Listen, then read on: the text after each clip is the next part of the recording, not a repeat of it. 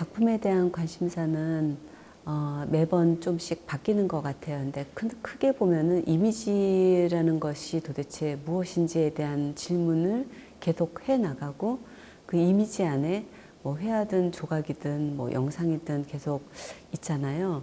그런 것들이 우리의 미래나 현재에 어떤 영향을 미치며, 그런 것들을 계속 연구하는 것에 관심이 집중이 돼 있는 것 같습니다.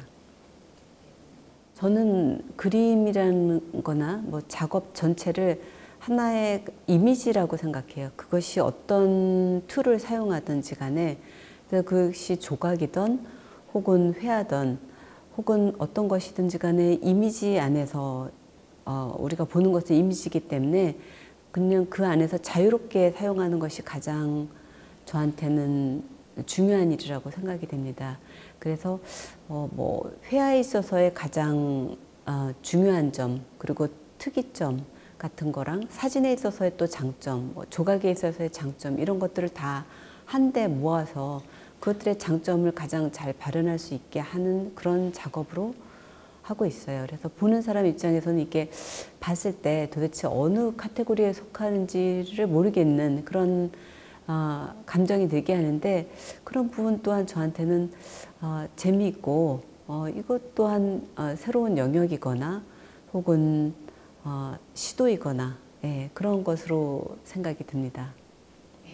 거기에 있는 작품은 십장생 시리즈 중에 하나하고, 그 다음에 스틸라이프 시리즈인데요. 보통 전시를 하게 되면은 시리즈를 정해놓고 그 카테고리 안에서 이제 연구를 하게 돼요. 십장생 시리즈 같은 경우는 과거에 우리나라의 동양, 특히 동양 혹은 우리나라에 그 십장생이라는 카테고리가 있었어요. 가장 전통적인 건데 그것을 지금 현재에서 재해석한 작품이라고 볼 수 있습니다. 그래서 뭐 십장생에 들어가는 거가 뭐 물이나 불이나 뭐 이런 식으로 있잖아요. 10가지에 대한 거. 그것을 제가 그 중에 일부를 사용해 가지고 구성을 한 다음에 다시 사진을 찍는 그런 방식으로 제작을 했습니다. 그래서 설치를 할 때는 일단 이미지를 생각하고, 그 다음에 그 설치 및 조각을 하고, 그 위에다가 페인팅을 한 다음에 사진으로 찍어서 완성하는 방식입니다. 맞습니다. 네, 거의 이제 그 초기 작품인 시리즈들 전체가, 사진으로 완성된 작품의 전체가 공간 자체를 평면으로 생각하면서 한 작품이에요. 그러니까 보통의 어떤 입체물이라는 것은 그림자가 있기 때문에 그것이 입체로 보여지거든요. 근데 회화 같은 경우는 캔버스 위에다가 그 그림자를 그림으로써 평면 위에 입체가 생기는 방법이죠. 그래서 저 같은 경우는 그 두 개를 합해 보고자 그 입체를 만든 다음에 그 입체 자체의 그림자를 전체를 다 없애버립니다. 그거는 이제 조명을 통해서 할 수 있는데요. 조명이 사방에서 들어오게 하면은 그 그림자가 없어질 수 있거든요. 그래서 그림자를 일단 없앤 상태에서 다시 그림자를 그리고, 그래서 평면의 그림자랑 어떻게 보면 그 입체 그림자가 섞이게 되는 거죠. 그 다음에 이제 사진을 찍게 되면은 보는 사람이 그거를 느끼게 돼요. 이게 도대체 무엇이지? 굉장히 아날로그적인 것 같으면서도 동시에 그 눈이 굉장히 대중들의 눈도 아주 정확하거든요. 그래서 그 묘한 감정을 느낄 수 있게 되는 거죠.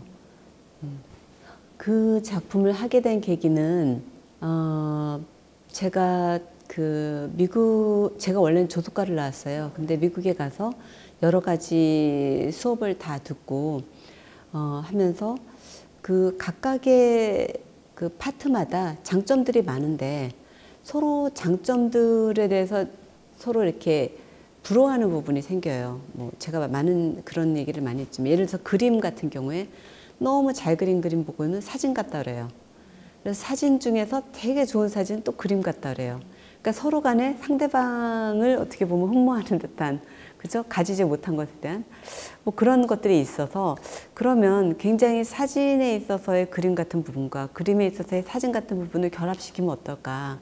그러면 사람들이 더 좋아할까? 라는 것들. 예. 이미지라는 게 도대체 뭐고 어떤 부분을 사람들이 매료되는가? 혹은 어떤 것이 새로운가? 예, 그런 것들이 다 같이 저한테 관심사인 것 같아요. 그렇다 보니까 그런 것들 그러면 이왕 그거를 모으는 김에 장점을 모으는 김에 입체도 모으고 사진도 해보고 회화도 해보고 그러면 이 세 가지를 어떻게 합쳐볼까라는 것을 하다가 그런 작품이 나오게 됐습니다.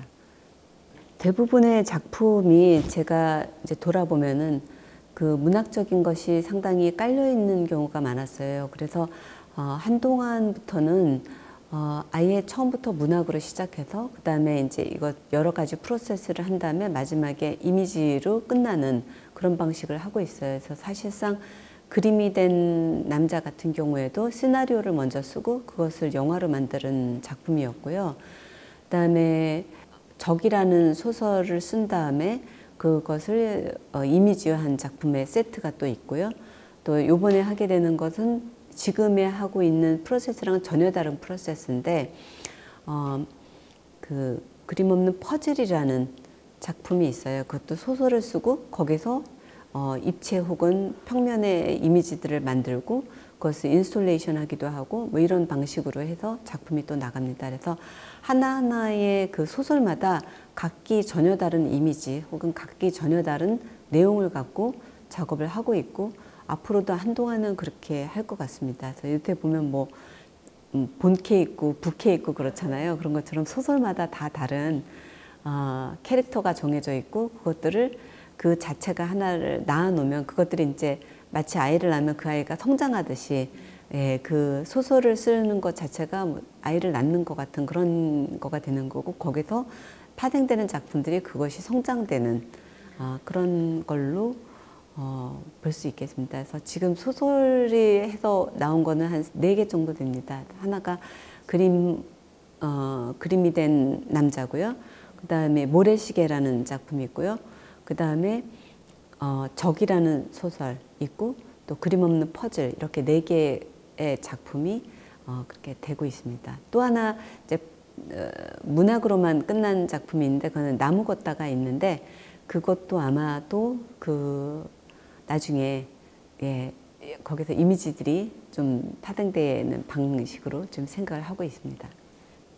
관람객들이 편견 없이 보기를 바라요. 이거는 어떤 거고 무엇을 말해준다 이렇게 하는 것보다는 일단은 보고 모든 작품이 저는 다 훌륭하다고 이렇게 하는 것보다는 내가 좋아하는 작품도 있을 수 있고 훌륭하다고 남들이 얘기하지만 나는 뭐 나에게는 별 감흥이 없다. 그러면 나의 생각을 믿고 내가 원하는 어떤 그림을 많이 보시고 그런 식으로 자신의 취향을 존중하는 방식으로 보면 더 재밌게 볼 수 있지 않을까라고 생각이 듭니다.